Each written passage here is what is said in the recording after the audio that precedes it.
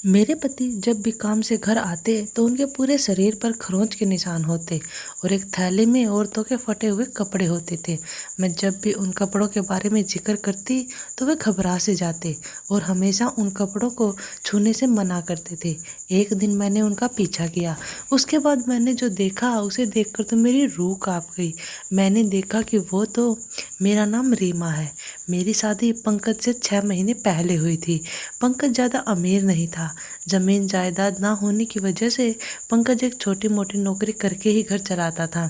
लेकिन मुझे यहाँ मैनेज करने में बहुत दिक्कत हो रही थी, क्योंकि मैं एक अमीर परिवार में पली बड़ी थी और मेरे पिताजी के बड़े बड़े कारोबार की वजह से धन दौलत की जरा भी कमी नहीं थी। लेकिन बात जब मेरी शादी की आई तो मेरे लिए गरीब खानदान में रिश्ता भी मंजूर कर लिया। इसका यही कारण था कि पंकज के दादाजी और मेरे दादाजी के अच्छे दोस्त थे, जिसकी वजह से हमारे बचपन में ही उन लोगों ने तय कर लिया था कि रीमा की शादी पंकज से ही होगी। खैर, अब वो लोग तो इस दुनिया में नहीं हैं, लेकिन मेरे पिताजी ने दादाजी की बात का मान रखते हुए मेरी शादी इसी घर में कर दी।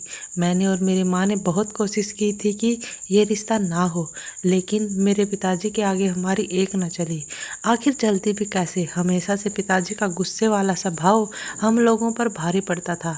लेकिन इसी बीच एक बात बहुत अच्छी थी कि पंकज का स्वभाव बहुत अच्छा था। वो एक खुली और अच्छी सोच वाले इंसान थे। उनकी इस खूबी ने उनके गरीबीपन को ऊपर नहीं आने दिया। खैर, उनके प्यार के आगे मैं भी झुक गई और पंकज के साथ घुल मिल गई। अब तो गरीबी भी मुझे भाने लगी। खैर, 2 वक्त का अच्छा खाना और पहनने के लिए अच्छे कपड़े और सिर पर छत, इसके अलावा क्या चाहिए था। और ये सब मुझे बखूबी मिल रहा था। पंकज की मेहनत से मैं बहुत खुश थी। मैं सोचती थी कि धोखे के आगे तो सच्चाई ही अच्छी है। सच्चाई और मेहनत से कमाया पैसा तो अलग ही रंग लाता है, चाहे वो कम ही क्यों ना हो। मुझे इस सोच से बाहर निकालते हुए मेरी सास कहने लगी कि क्या हुआ बहू, आज इतनी गहरी सोच में कहाँ डूबी हुई हो। सब ठीक है? तुमने आज दोपहर की चाय नहीं बनाई। तभी मैंने उनसे कहा कि माफ़ करना माँ जी, अपने विचारों में खोई मैं भूल गई थी, अभी बना देती हूँ। खैर, कुछ दिन ऐसे ही निकलते गए। एक दिन मुझे पंकज में एक बदलाव सा दिखाई दिया। जैसे ही वह अपने काम से वापस आए तो उनके चेहरे और हाथों पर जैसे खरोच के निशान थे, मानो कि किसी ने अपने नाखूनों से उन्हें रौंदा हो। और जब मैंने उनके बैग को खोला तो देखा कि अंदर कुछ महिलाओं के फटे हुए कपड़े थे। मुझे तो कुछ भी समझ में नहीं आ रहा था। ये सब क्या है? मैंने पंकज से पूछा कि ये क्या हो गया है आपको, और आपके चेहरे और हाथों पर ये किस चीज़ के निशान हैं। तभी उन्होंने कहा कि नहीं, कुछ नहीं, बस काम करते यूं ही थोड़ी खरोंच सी आ गई, तुम फिक्र मत करो। तभी मैंने उनके बैग के उन महिलाओं के कपड़े के बारे में पूछा तो पंकज ने मेरे हाथ से बैग लेते हुए कहा कि नहीं, कुछ नहीं। फिर उन्होंने कोई ना कोई बहाना बनाकर उस बात को टाल दिया। मेरी किसी भी बात का जवाब ना देने की वजह से मुझे उन पर अजीब सा वहम हो गया कि पता नहीं पंकज क्या छुपा रहे हैं। दरअसल आज से पहले पंकज ने कभी भी ऐसा नहीं किया था। उनके काम से लेकर घर की सारी बातें वो मेरे साथ शेयर करते थे, चाहे दुख हो या सुख। पंकज मुझसे हर काम पूछ कर करते थे और हम दोनों आपस में विचार करके वह काम करते थे। लेकिन आज पंकज का यह बदला हुआ रूप देखकर मेरे तो मन को अजीब सा दुख हो रहा था कि पता नहीं क्या बात हो गई है। फिर मेरे मन में विचार आया कि ऐसे इन पर वहम करना ठीक नहीं है, क्योंकि पंकज बहुत ही भले इंसान थे और जब से हमारी शादी हुई है पंकज ने मुझे एक बार भी शिकायत का मौका नहीं दिया था। इतनी गरीबी में भी मेहनत करके मेरी हर ज़रूरतों को पूरा करने वाला इंसान था पंकज। इसलिए मैंने उस पर शक करना ठीक नहीं समझा और मैंने मन में सोचा कि ऐसे ही काम की वजह से खरोंच आ गई होगी। और कपड़ों का क्या है, कपड़ों की तो फैक्ट्री में काम करते थे, कोई फटे पुराने कपड़े होंगे जो ऐसे ही घर पर ले आए होंगे। खैर, मैंने इन बातों को अनदेखा कर दिया और पंकज से कहा कि ठीक है, तुम जल्दी से नहा धोकर फ्रेश हो जाओ, मैं खाना लगाती हूँ। तभी पंकज ने मुस्कुराहट के साथ हाँ में सिर हिला दिया। खैर, खाना खाते वक्त मैंने पंकज के चेहरे की तरफ देखा तो उनका चेहरा पूरी तरह से उतरा हुआ था। आज से पहले ऐसा कभी नहीं हुआ था। पंकज का चेहरा बिल्कुल खिला हुआ रहता था। इतनी गरीबी में भी वह हमेशा मुस्कुराते रहते थे और खाना खाते वक्त हमेशा ही मुझे और मेरी मेरी सास को बातें बताते रहते थे कि आज उनके साथ यह हुआ, आज उनके दोस्त ने यह बोला। लेकिन आज तो पंकज के चेहरे पर बिल्कुल मायूसी छाई हुई थी और उनकी जुबान से एक शब्द भी नहीं निकल रहा था। मैंने पंकज के हाथ के ऊपर अपना हाथ रखा और बोला कि तुम्हें कोई परेशानी है क्या? तभी पंकज ने बोला, नहीं नहीं, ऐसी कोई बात नहीं है, तुम बेवजह ऐसे ही फिक्र कर रही हो। तभी मैंने पंकज से कहा कि ऐसी कोई बात नहीं है, तो फिर आपके चेहरे पर यह मायूसी कैसी? आज से पहले मैंने यह मायूसी कभी नहीं देखी। तभी मेरी सास भी बोल पड़ी कि हाँ बेटा, आज तो इतना चुपचाप क्यों है? अगर तुम्हें कोई परेशानी है तो हमें बता सकता है। तभी पंकज ने कहा कि ऐसी कोई बात नहीं है, आप दोनों बेवजह मेरे ऊपर इस तरह शक कर रही है। खैर, पंकज की बातों से लग तो नहीं रहा था कि वह सच बोल रहा है, क्योंकि वह बोलते हुए अपनी नज़रें झुकाए हुए था और उनकी बातों में भी हकलाहट सी थी, मानो वह हम लोगों से कुछ छुपा रहे हों। फिर मैंने पंकज पे ज़्यादा जोर ज़बरदस्ती करना ठीक नहीं समझा। मैंने उन्हें कुछ नहीं कहा और चुपचाप खाना खाने लग गई। लेकिन पंकज ने एक रोटी खाकर खाना छोड़ दिया और बोला कि मेरा पेट भर चुका है। खैर, अब तो मुझे और भी ज़्यादा दुख हुआ कि पता नहीं ऐसी क्या बात है जो पंकज को खाए जा रही है। जब से वह अपने काम से आए हैं, उनका ऐसा हाल है जो कभी नहीं हुआ था और आज तो उन्होंने ठीक से खाना भी नहीं खाया था। लेकिन फिर भी मैंने पंकज से कुछ भी पूछना ज़रूरी नहीं समझा, क्योंकि मुझे पता था मैंने 2-3 बार जब पूछा तो पंकज ने बात को टाल दिया था। अगर बार बार मैं पूछती तो बेवजह गुस्सा हो जाते। फिर मैंने अपनी सास से कहा कि ज़रूर कोई ना कोई बात तो है, वरना पंकज ने ऐसा तो पहले कभी नहीं किया। तभी मेरी सास बोली कि हाँ बेटा, लग तो मुझे भी रहा है। खैर, ऐसे तो पूछने पर वह कुछ नहीं बताता, आखिर वह तुम्हारा पति है, तुम्हारा उस पर पूरा हक है।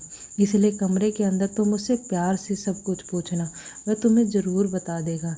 मैंने अपनी सास की तरफ गर्दन हिलाई और बोला, ठीक है माँ जी। फिर खाना खाने के बाद सब लोग जब कमरे में सोने चले गए तो मैंने पंकज का हाथ पकड़ा और बोला कि पंकज, चाहे तुम किसी भी हालात में हो, मैं तुम्हारी पत्नी हूँ और तुम्हारा साथ देना मेरा कर्तव्य है। अगर तुम्हें कोई ऐसी बात सता रही है जिससे तुम्हारे अंदर कोई परेशानी है तो तुम मुझे बात बता सकते हो, हम दोनों मिलकर उसका सॉल्यूशन निकालेंगे। तभी पंकज ने प्यार से समझाते हुए मुझे कहा कि ऐसी कोई भी बात नहीं है और जब से मैं काम से लौटा हूँ तुम सवाल पर सवाल किए जा रही हो। अगर कोई बात होती तो मैं तुम्हें ज़रूर बताता, तुम मुझ पर विश्वास क्यों नहीं कर रही हो? तभी मैंने उनसे कहा कि ठीक है, गुस्सा मत कीजिए और सो जाइए। पंकज ने कहा, ठीक है, मैं सोने जा रहा हूँ, वैसे भी पूरा दिन थक चुका हूँ, अब तुम्हारे सवालों का जवाब देने के लिए मेरे पास इतना समय नहीं है। मैं तो अंदर से पूरी तरह टूट चुकी थी, क्योंकि पंकज ने आज पहली बार मुझसे इस तरीके से बात की थी, वरना मेरे हर सवाल का जवाब देने के लिए उसके पास समय रहता था। लेकिन आज तो वह इस तरह बात कर रहे थे मानो मैं उन्हें कभी अच्छी लगी ही नहीं थी। खैर, मैं भी सो गई। मुझे नींद तो कहाँ आने वाली थी, क्योंकि मुझे तो यही चिंता खाए जा रही थी कि पता नहीं पंकज को क्या हो गया है। खैर, नींद ना आने की वजह से मैं पूरी रात करवटें बदलती रही और सवेरा होने पर जब मैं जागी तो देखा कि पंकज काम के लिए निकल चुके थे। जिस समय वह रोजाना काम पर जाते थे, आज उससे 2 घंटे पहले ही चले गए थे। पता नहीं ऐसे क्या आन पड़ा कि वह इतनी जल्दी चले गए। और वैसे भी कपड़े की दुकान पर काम करने वाले इंसान तो इतनी जल्दी नहीं जाते हैं, और इतनी जल्दी भला कौन दुकान खोलता है जो पंकज इतनी जल्दी चले गई। वरना रोजाना तो पंकज को बोल बोल कर कहना पड़ता था कि समय हो गया है, आप काम के लिए चले जाइए। लेकिन पंकज थे कि मुझे छोड़ने को ही तैयार नहीं होते थे, बस हर समय मुझसे चिपके रहना और बोलते रहते थे कि चला जाऊंगा, इतनी भी क्या जल्दी है। लेकिन आज तो उन्होंने ना मुझे बताया और ना ही मुझे जगाया, सवेरे सवेरे ही चले गए। खैर, मैं उठकर कमरे से बाहर गई। बाहर माँ पूजा पाठ करके बैठी चाय पी रही थी। तभी मैंने उनसे कहा कि माँ जी, पंकज का नाश्ता करके गए हैं? तभी वह बोली कि पंकज चला भी गया? बेटी, मुझे तो पता ही नहीं, मैं तो उठकर चाय बनाकर पूजा पाठ करने के बाद अभी चाय पी रही हूँ। मैंने सोचा तुम दोनों अपने कमरे में सो रहे हो। खैर, अब तो मुझे और भी ज़्यादा चिंता होने लगी कि पता नहीं पंकज भूखे प्यासे किधर चले गए। मैंने पंकज के फ़ोन पर फ़ोन किया, लेकिन उनका फ़ोन बंद आ रहा था। अब तो मैं पूरा दिन उनके पास फ़ोन करती रही, लेकिन उनका फ़ोन एक भी बार फ़ोन ऑन नहीं हुआ था। खैर मैं अब पूरा दिन उनका इंतज़ार करती रही और शाम को पंकज के आने के बाद झट से उनके पास गई और बोली कि क्या हो गया पंकज, आज आप इतनी जल्दी कैसे चले गए, और वह भी बिना नाश्ता किए, और ना ही खाना साथ में लेकर गए थे। तभी पंकज ने कहा कि मैंने बाहर से ही खाना खा लिया था। आज फिर उनके चेहरे और हाथों पर खरोच के निशान थे, जिनसे थोड़ा थोड़ा खून भी बह रहा था। मैंने पंकज से कहा कि ये सब क्या हो रहा है, आपके हाथों और चेहरे से खून भी आ रहा है और इस तरह इतने गहरे खरोच के निशान हैं, आखिर ये सब हो क्या रहा है। तभी पंकज ने कहा कि कुछ नहीं, बस दवाई लगा लूँगा तो ठीक हो जाएगा, और काम की वजह से यह सब हो ही जाता है। और उन्होंने अपना बैग रखा और नहाने के लिए चले गए। खैर मैंने अपना शक दूर करने के लिए जब बैग खोला तो उसमें फिर आज महिलाओं के फटे हुए कपड़े थे। अब तो मेरी समझ से बाहर हो रहा था कि आखिर पंकज क्या छुपा रहे हैं। मुझे पंकज पर गुस्सा आने लगा, क्योंकि कल से मैं उनकी इतनी मिन्नतें कर रही हूँ और उनसे पूछने का प्रयास कर रही हूँ, लेकिन उन्होंने एक बार भी बताना ज़रूरी नहीं समझा और ऐसे व्यवहार कर रहे हैं मानो मैं उनकी बहुत बड़ी दुश्मन हूँ। फिर मैं वह बैग लेकर अपने कमरे में चली गई। वहाँ पर बैग रखकर वापस रसोई घर में आई और मन में विचार करने लगी कि पता नहीं क्या हो रहा है। मैं रसोई घर से पानी लेकर गई ताकि पंकज को दवाई दे सकूं, उनके जख्मों को भरने के लिए दवाई लगा सकूं। जब कमरे में जाकर देखा तो उनके बैग से वह कपड़े गायब थे। तभी पंकज नहाकर बाहर आए और अपने बैग को देखा तो बोले कि वे कपड़े कहाँ गए।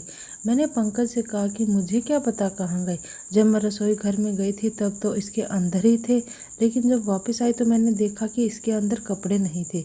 मैंने सोचा आपने निकाल लिए होंगे। अब तो पंकज का गुस्सा चरम सीमा पर पहुंच चुका था। वह चिल्लाने लगे। वह चिल्लाते हुए बोले कि मैं तो नहा रहा था, नहाते हुए कहाँ से कपड़े गायब कर देता। यह सब तुम्हारा ही काम है, कल से मेरे पीछे पड़ी हो, आखिर चाहती क्या हो तुम। फिर तो मुझे भी गुस्सा आ गया और मैंने कहा कि मैं आपके पीछे नहीं पड़ी हूँ, आपकी परेशानी जानने की कोशिश कर रही थी, लेकिन अगर आपको मुझसे इतनी ही तकलीफ़ है तो ठीक है, मैं कोई कुछ नहीं बोलती। तभी पंकज ने भी कुछ नहीं कहा और आज वो बिना खाना खाए ही सो गई। खैर अब ऐसे ही रोज़ चलने लगा। मेरे तो कुछ भी समझ में नहीं आ रहा था। अब तो मुझे शक होने लगा था कि पता नहीं पंकज क्या कर रहे हैं, कहीं वह कुछ गलत काम तो नहीं कर रहे। तभी एक दिन मैं सब्जी काटते हुए टीवी देख रही थी तो उसमें दिखाया जा रहा था कि शहर में औरतों की इज्जत के साथ बहुत से खिलवाड़ होते जा रहे हैं। औरतों के साथ इज्जत का खिलवाड़ करके वह लोग उनके कपड़े फाड़ देते हैं और उनके अपने साथ ले जाते हैं। ऐसा गुनाह इस कदर फैल गया है कि वह लोग पुलिस की चपेट में भी नहीं आ रहे हैं।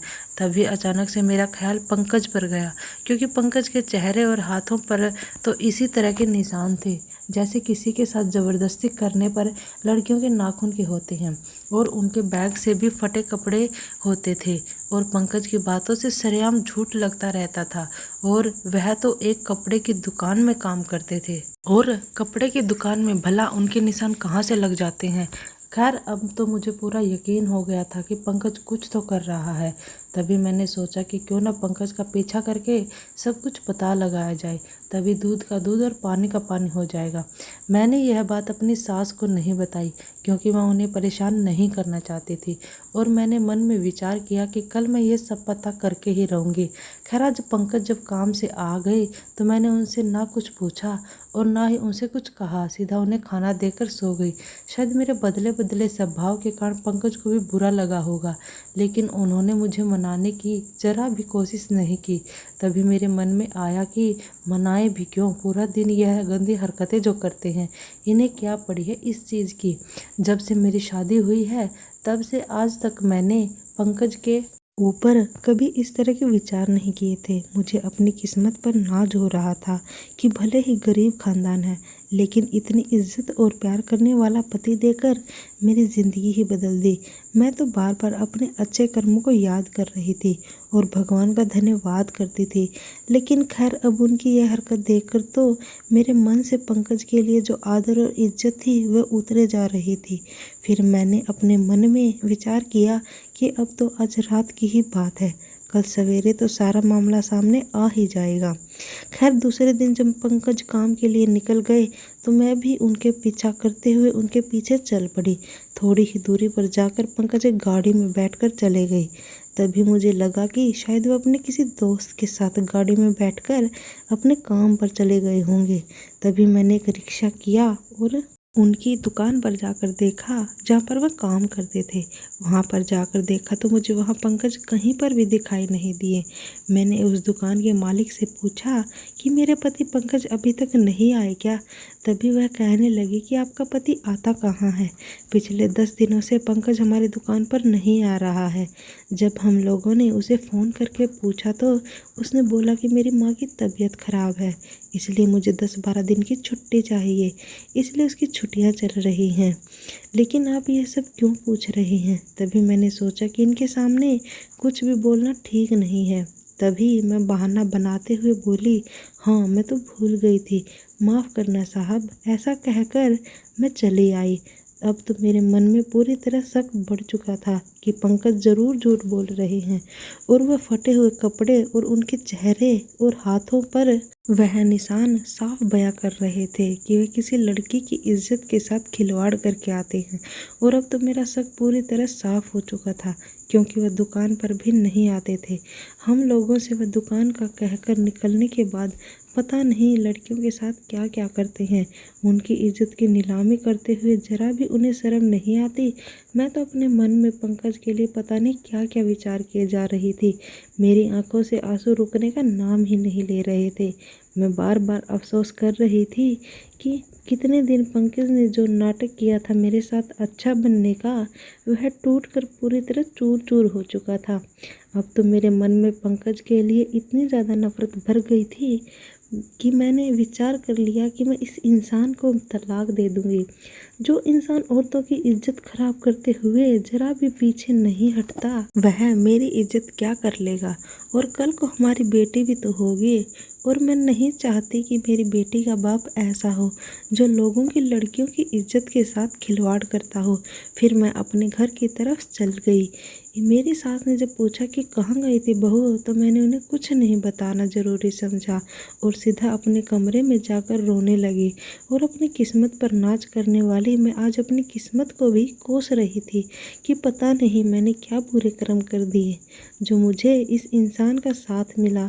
खैर फिर मैंने मन में विचार किया कि मैं ऐसे ही सबको सब कुछ बोलूँगी तो कोई भी मेरी बात पर विश्वास नहीं करेगा, क्योंकि बिना सबूत के कुछ भी बोलना सही नहीं होता।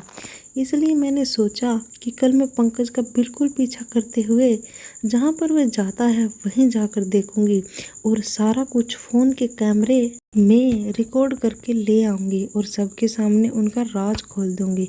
फिर मैं यही सोचकर दूसरे दिन पंकज का पीछा करने लगी और मैंने देखा कि वह एक शहर से दूसरे जंगल की तरफ जा रहे हैं। जंगल की थोड़ी ही दूरी पर बने एक कस्बे में पंकज ने गाड़ी रोकी। उसमें से पंकज का दोस्त और वह बाहर निकले। मैं भी उनका पीछा करते हुए छुपते छुपाते सब कुछ देखने लगी। उसके बाद जो मैंने देखा उसे देखकर तो मेरे पैरों तले से ज़मीन ही खिसक गई। मैं पूरी तरह से टूटकर बिखर चुकी थी। मैंने देखा कि पंकज कुछ औरतों के साथ वहाँ खड़े हैं और पंकज के सामने उन औरतों ने हाथ जोड़ रखे हैं और उन औरतों की आंखों में आंसू थे। खैर मुझसे रहा नहीं गया, मैंने जाकर सवाल जवाब करना ज़रूरी समझा और मैं पंकज के पास जाकर पंकज का हाथ पकड़ा और बोली कि तुम्हें ज़रा भी शर्म नहीं आती? ऐसी मासूम औरतों के साथ खिलवाड़ कर रहे हो। इनके आंसुओं पर और इन पर तुम्हें ज़रा भी दया नहीं आ रही है? इन लोगों के साथ ऐसी हरकत करते हुए तुम्हारी रूह क्यों नहीं कांपी? तभी पंकज ने कहा कि तुम यहाँ क्या कर रही हो? तभी मैंने पंकज से कहा कि मैं चाहे यहाँ पर कुछ भी करूँ, लेकिन तुम्हें आज मेरे सवालों का जवाब देना ही होगा। तभी उन औरतों में से एक औरत बोली कि बहन आप गलत समझ रही हैं, इनसे अच्छा इंसान तो कोई दुनिया में हो ही नहीं सकता। उस औरत की बातें मुझे हैरान कर रही थी। मैंने उससे पूछा कि ऐसा क्यों बोल रही हो? अभी तो तुम इनके सामने हाथ जोड़कर गिड़गिड़ा रही थी और तभी तुम इनको अच्छा बता रही हो।